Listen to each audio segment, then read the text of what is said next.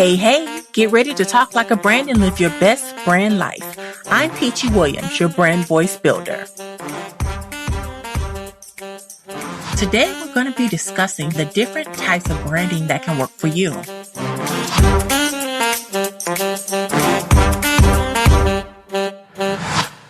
Have you ever thought about the brands that have similar products and services, but they have their own identities? What happens to help you stand out from your competitors? And how does branding tie into that? Before you even start putting together a brand strategy, these are the things that you need to know so you can select which ones work for you, which ones don't. And sometimes you can actually cross brand with the different types of branding. The first type of branding you should be familiar with is product branding, because this is when you brand a single product. Take, for instance, Coke or Pepsi. You know what it is from the logo and colors. There are different types of product branding, though. You can use this type of branding for a single product to launch something new, or you can brand an entire line of products within the family.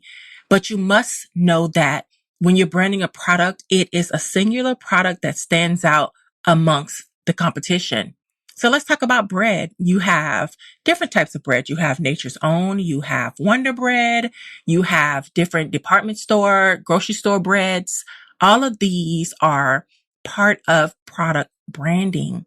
And if you take your time and walk down the bread aisle and look at the different ways in which they brand their products, each one is different. Each one stands out. And this is before you even start to taste the bread, right?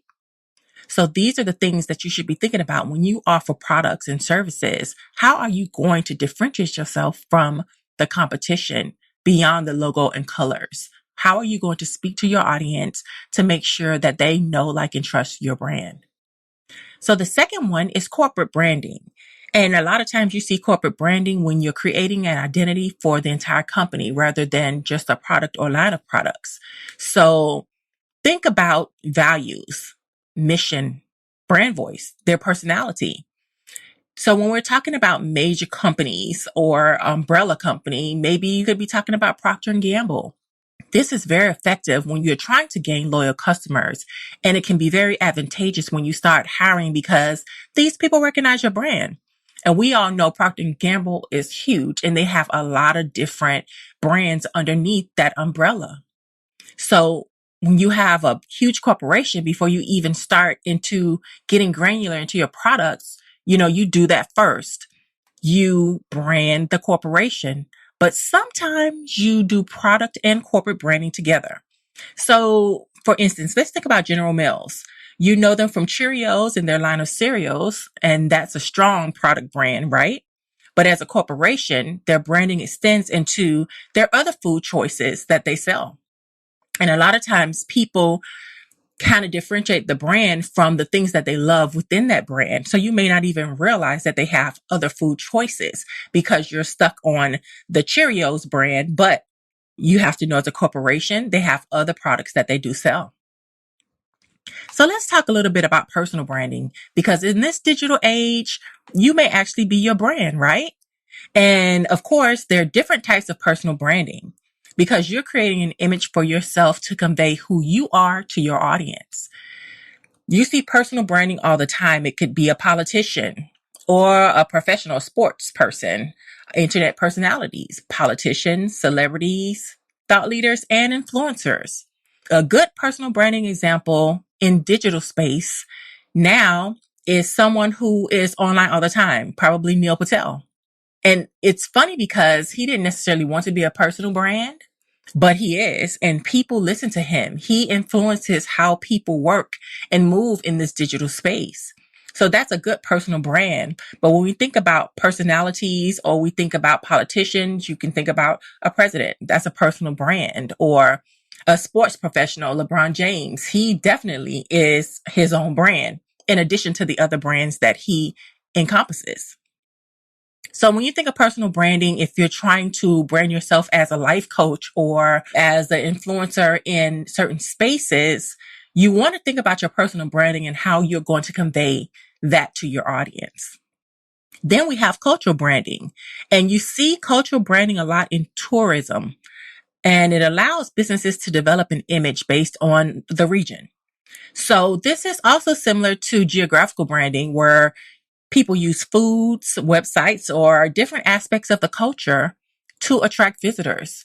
So when you think about the Miami tourist attractions, or maybe Jamaica, someplace warm, beautiful, or when you think about going overseas to Paris and places like that, those companies are designed to brand those places to change perception and make people want to go there.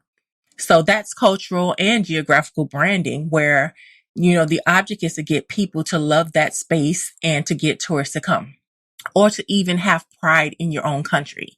So cultural branding is very, very strong. That's a huge audience. We all know tourism is very, very strong, even beyond the pandemic. So then there's service branding, and this type of branding deals with what the company has to offer their customers. And one of the most important aspects of this type of branding is great customer service, because it makes people remember why they patronize that company. Different companies send invites to special events for their VIP clients. Or think about when you purchase something or you're a loyal purchaser, you get incentives, right? Whether it's a gift card or different special coupons. If you own one of their credit cards, you could get offered upgrades, or depending on a certain type of credit card you have a line where you are dedicated to, where they answer all your questions. They give you 24/7 support. And this is a part of service branding, because companies realize that the consumers are what drives purchases, and purchases is what keeps them in business, right? So one of the main things companies think about is how they're going to brand their service so that people know, like, and trust it, and also love it and patronize it. So then let's talk about co-branding a little bit, because you've seen a lot of co-branding, especially during the pandemic. And this is when two or more companies, they join forces to create a new offering. So that means that you're going to see elements of both companies. One of the advantages of co-branding is it kind of exposes your business, or each business, to reach new audiences. And it can also build a stronger brand image for the new product or service, right? Some customers may only know about one brand, but others may know about the other. So this makes it advantageous for the other brand because of that added exposure. For instance, a good example is Doritos and Taco Bell. Or I know everybody saw the Starbucks and Shopify partnership, Apple and MasterCard, Pottery Barn and Sherman-Williams, and GoPro and Adidas. Those are all really good examples of co-branding. And co-branding can happen with celebrities. You see all these sports athletes doing commercials for Sprite. Those are all co-branding ventures between the two brands to bring something great together. So then that brings us to online branding, which works well for smaller companies who are looking to build brand awareness and build their following. With online branding, you're going to have a combination of social media ads, blog posts, and possibly a website. And everybody knows you really need a website in this digital space. All of this content on your online branding should show your brand's personality, brand voice someone. It should also reflect your values and help position you as an authority in your field. So when you think about people who specifically work online, and that's where the audience is, you know how they're going to speak to you, and their brand voice is what attracted you in the first place. You also value what they have to offer. So it kind of positions you as an authority in your field or in their field for people to kind of gravitate to them and find out what they're saying. Then there's offline branding. When you're working with clients in person, that's offline branding. Real estate agents, offline branding. It could be as simple as handing out business cards, but think about the companies that do kind of like lunch and learn events, other networking activities, associations. When you're working in a space where you can communicate with others face to face, that's offline branding.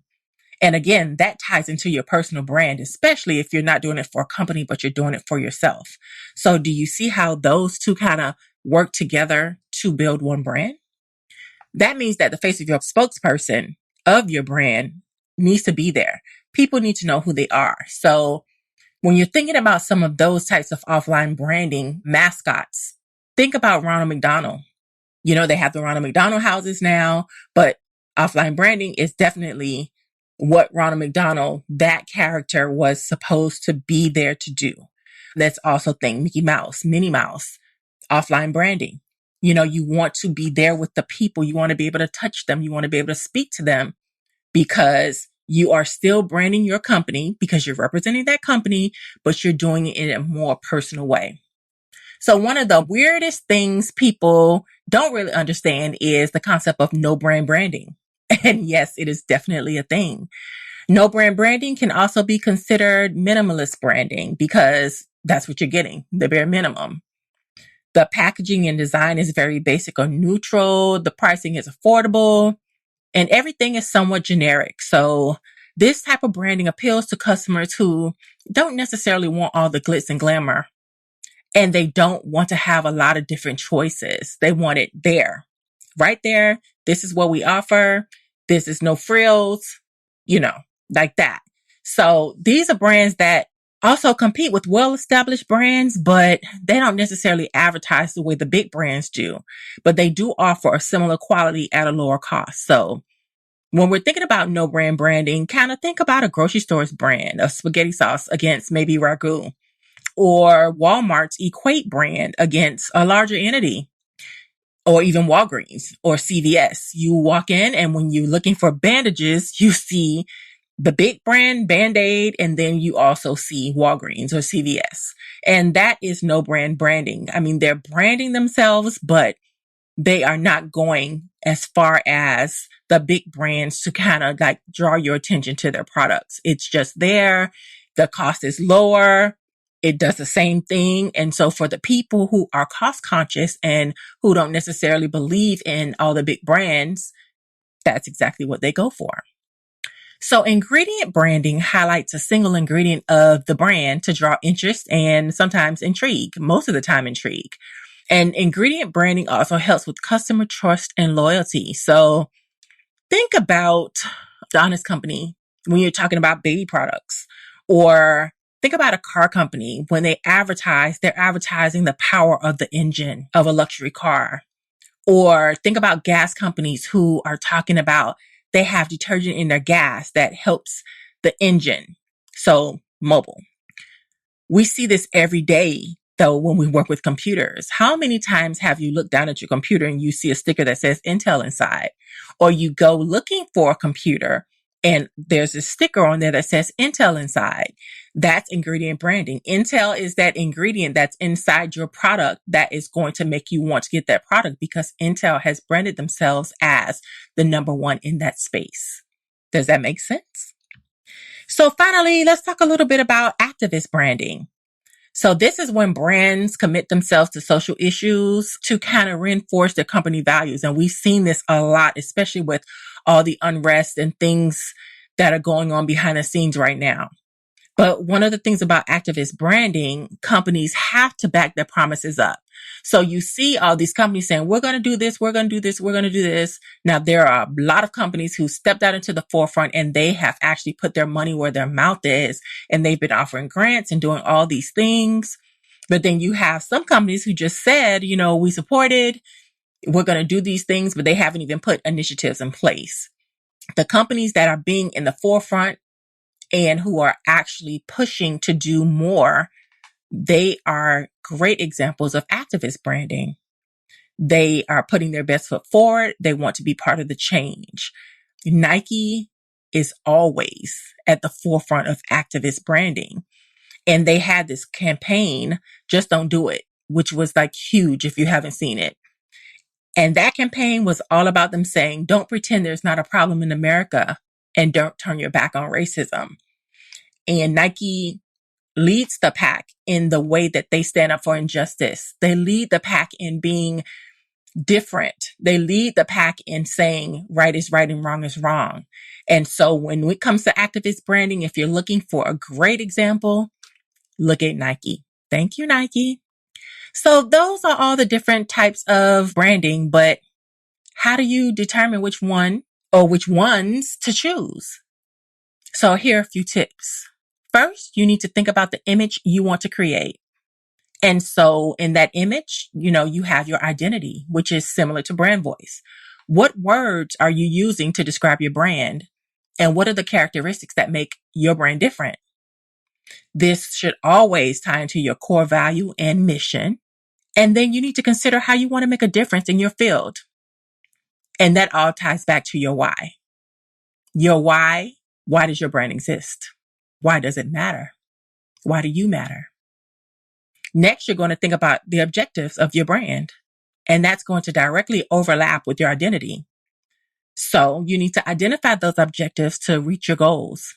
And it's also going to direct you to the right type of branding that's going to make it happen. And then you need to think about your audience, because branding is about you and what your audience wants. You can't be selfish. You have to think about your ideal audience, their interests, and the demographics.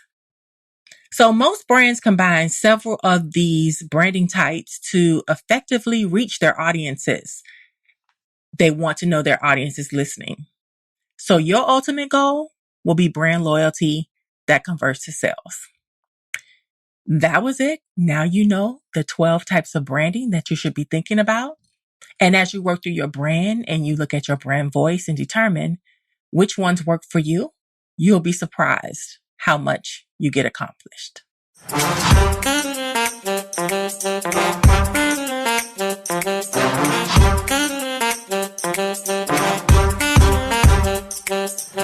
Until next time, check us out at The Right Mix, WRITEMIXX.com.